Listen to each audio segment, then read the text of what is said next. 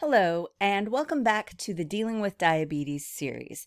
Today we're continuing our discussion of the best way of eating for people with diabetes, and that is the low carb, high protein, or LCHP. You're going to see that acronym a lot in this video, so just so you know that. The low carb, high protein for diabetics. I'm Coach Jessica. Thank you so much for joining me. So before we continue, I would recommend that you go back and watch the vocabulary of nutrition, the vocabulary of diabetes, the types of diabetes, and the diabetic diet videos before we continue. I'm not going to redefine a lot of the terms that we discussed in those previous videos, and this will all help you understand everything a lot clearer. So go back and watch those first, please. And of course, major disclaimer. If you're a person who has diabetes and you're wanting to try this new way of eating, please contact me before you make any changes to your diet.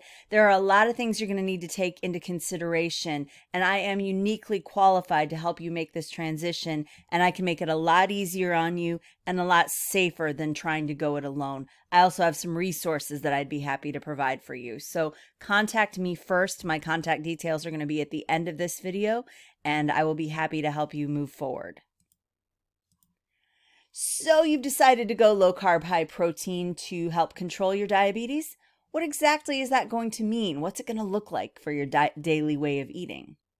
Well, we're going to lead with protein. Protein is the backbone of this way of eating. It is the most important thing you're going to need to make sure you get enough of. And when I say enough of it, it means you're going to need to consume approximately 1 gram per kilogram of your body weight per day. Now, kilograms, what's a kilogram? Well, in the United States, we usually do things by pounds, but kilograms, obviously, we know that's the international way of doing weights. And in order to calculate your weight in kilograms, you're just going to take your weight in pounds and divide it by 2.2.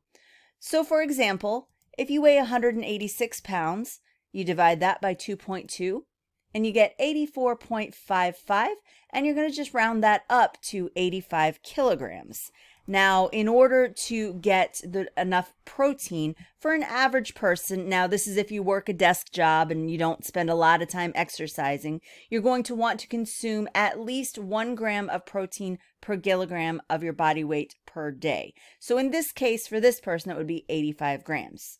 Now, if you're moderately active, you go to the gym, and you exercise pretty frequently, you're going to need a little bit more like 1.2 grams per kilogram.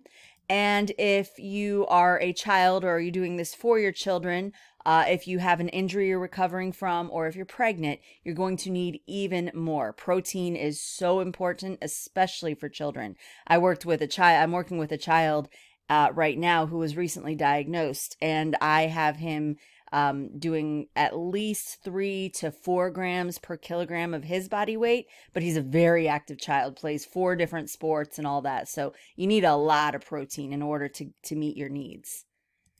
Now, here's the big thing. What kind of protein should I eat? This is the animal versus plant question. Now, in order to have a fuller understanding of this, we have to have a better understanding of what proteins are made of. Now, stick with me. Proteins are made up of amino acids. Amino acids are just molecular groups that are made up of nitrogens and acids, and they become the building blocks of proteins. Now, proteins are chains of amino acids. There are over 100,000 different proteins in the human body, but they're all made up of about 21 amino acids. And here they are: alanine, arginine, asparagine, aspartic acid, cysteine, glutamic acid, glutamine, glycine, histidine, isoleucine, leucine, lysine, methionine, phenylalanine, proline, serine, threonine, tryptophan, tyrosine, valine, and selenocysteine. Aren't you impressed at how well I can pronounce all those?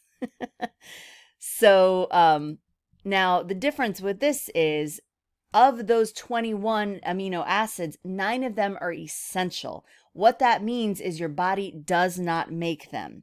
So we have to consume them in order to be healthy. And the 9 essential amino acids are phenylalanine, valine, tryptophan, threonine, isoleucine, methionine, histidine, leucine, and lysine. Now, the problem with plant proteins is they are incomplete. They do not contain all of the essential proteins. So in order to get all of the proteins your body needs, you must combine multiple foods to get them. And for people with diabetes, some of these essential proteins are only found in foods that are high in carbohydrates and very hard on the blood sugar. Basically, as diabetics, it's not a good idea to eat a lot of grains and a lot of dairy and things like that because that's very hard on our blood sugar. So animal proteins, the good thing about animal proteins is they are complete. They have all 9 of the essential amino acids. So for people with diabetes, it is best to consume a wide variety of proteins from both low carbohydrate plant and animal sources. Nuts and seeds are a fantastic way to get some plant-based proteins in, as well as other nutrients and things. But your main source for people with diabetes, plant-based or animal-based is probably best. But isn't eating too much animal protein bad for you? That's what everybody's saying on the news. I heard that it causes cancer and blah, blah, blah. Well, the thing is, eating too much of any type of food can be bad for you. If you eat too much carbohydrates, that can be bad. If you eat too much fat, that can be bad. So the real issue is balance. And when it comes to animal proteins, especially, quality matters. And what do I mean by quality? Now, high quality animal proteins are things that are like, you're going to see words like free range, grass-fed and finished. You're going to see pastured, and you're going to hear wild caught. Now, what do these things mean? Well, let's start with free range. Now, that generally relates to chicken and fowl. So chicken, turkey, pheasant, birds, basically. And free range birds generally are not vegetarians. Birds in the wild eat bugs and plants. They eat a little bit of everything. They're omnivorous. And when you eat chicken that has been raised in a way where they have access to eat the things that they would normally eat, they tend to be lower in fat. They tend to be higher in protein. They're higher in iron. They're higher in zinc. And the birds are healthier. They're in better condition, which improves their body composition. And this is the big thing. It gives the birds healthier gut bacteria.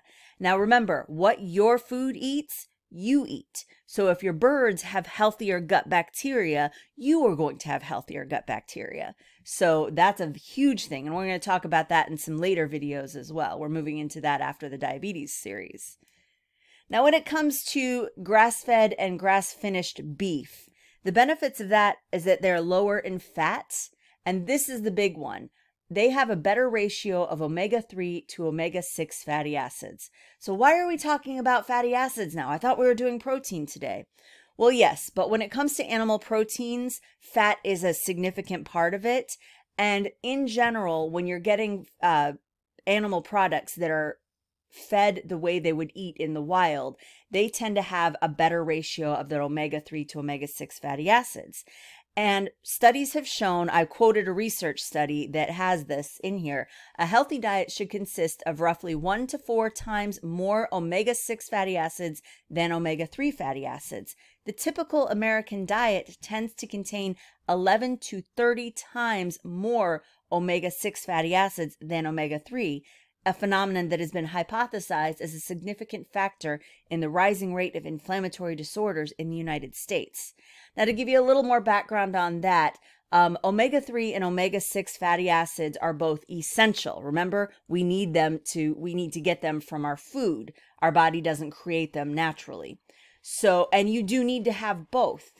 But the problem is if you have too much omega-6 fatty acids and not enough omega-3 fatty acids, the omega-6 fatty acids have a tendency to become inflammatory. And inflammation is the root of almost all of our diseases that we deal with these days. So when you have a better ratio of omega-3 to omega-6 fatty acids, then you are going to be less inflamed. And omega-3 fatty acids especially are known to be highly anti-inflammatory.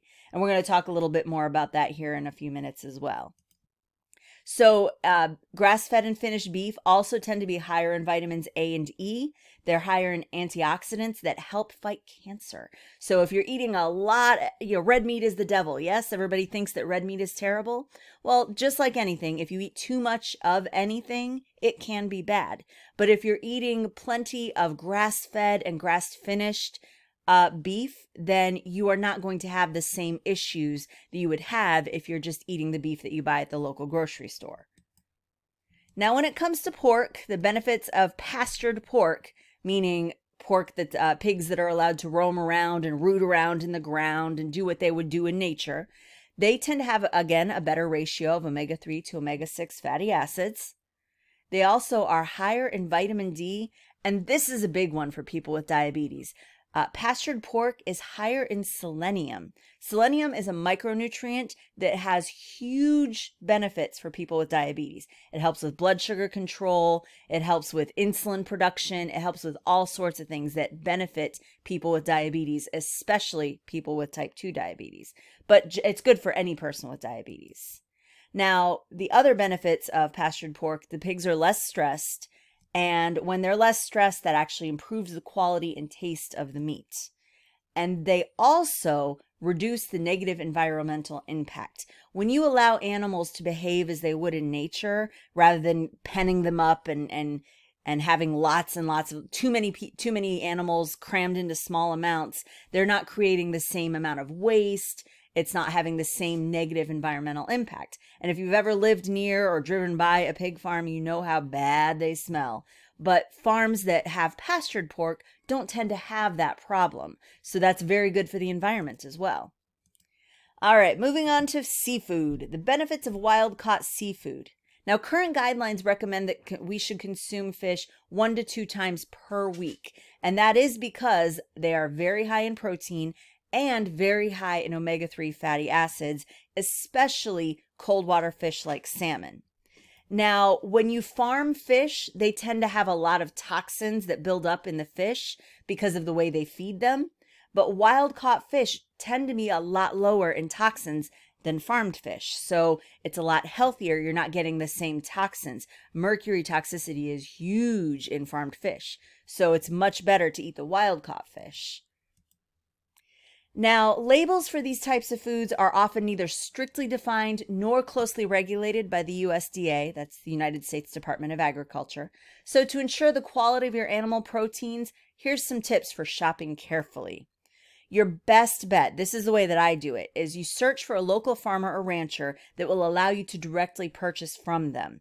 I found a farm located within just a few miles of my house, and they sell me, I buy my eggs from them, I buy my chickens from them, I buy my beef from him, I buy as much of my meat from him as I can because I know that their feeding and housing practices are good for the animals. The animals have free access to outdoors with unrestricted grazing and foraging opportunities, and their supplemental feed is organic and it's not full of pesticides and antibiotics. So those, when you're looking for a farmer or rancher, those are really good questions to ask. Do your animals have free access to the outdoors with unrestricted grazing and foraging opportunities?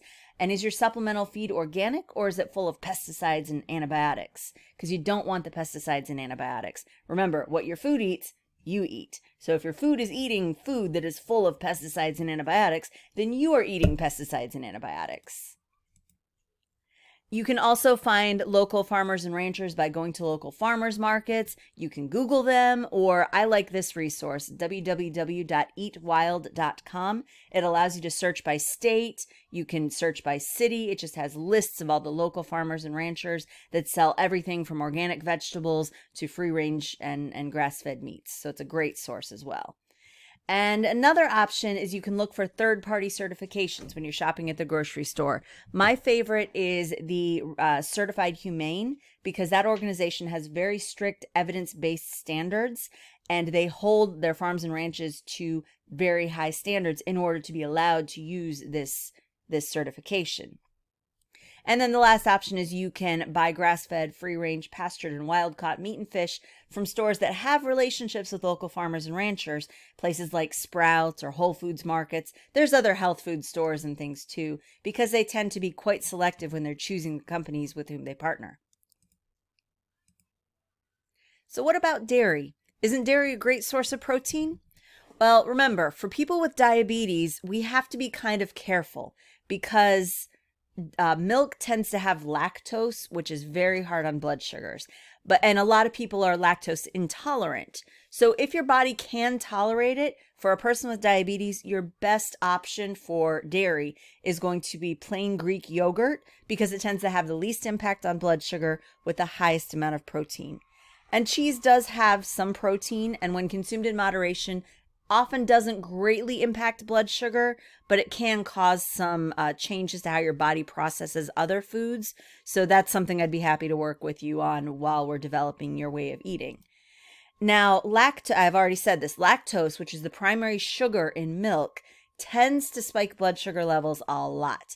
And most flavored yogurts and other dairy products have lots of added sugar, so it is definitely best to avoid them.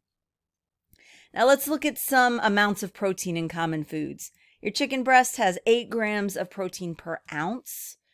Your beef has 7 grams per ounce. Salmon is 6 grams per ounce. Eggs are a fantastic powerhouse of complete proteins. 7 grams of protein per egg. And Greek yogurt, man, you gotta love the Greek yogurt. Plain, of course, 21 grams of protein per cup. Now, the amount of protein in different cheeses varies depending on the type, so you might want to check the labels. And pork is generally about 7 grams per ounce. Okay, so that was a lot of information. If you have any questions, please reach out to me, and I would greatly appreciate any reviews. 5-star reviews are always appreciated. Please make me your favorite so that you can not miss any of my future videos. And next week, we're going to look a little bit even further at how you should be building out your low-carb, high-protein diet. We're going to talk about some substitutions. Obviously, pasta, not a great thing for people on a low-carb diet. So I've got some amazing substitutions and some other ways that you can still have pasta dishes, just made with some of these alternatives. And they also taste great. So please reach out to me. This is my email address, jessica.tucker@totalhealthandfitness.co. You can find me on my website at totalhealthandfitness.co. And I'm also on Facebook. And please, again, if you're going to try this, reach out to me first. And I will be happy to give you my starter's guide that I put together and work with you to develop things in a very safe way. And I'm going to leave this up here for just a minute because there are a lot of references, a lot of research I've done for this video. And down here, I've got some websites. The Certified Humane website, that's that third-party certification, and they have all of their standards and things on there. It's a great thing to be aware of. Eatwild.com is a great one. And then my friendly farmer, Ferguson Farms, fergusonfarms.farm. If you're in the Central Florida area, or actually in the Southeast anywhere, they do ship. Check them out because they are a fantastic source of all of these high quality meats. Okay, so thank you for joining me, and I'll see you next week.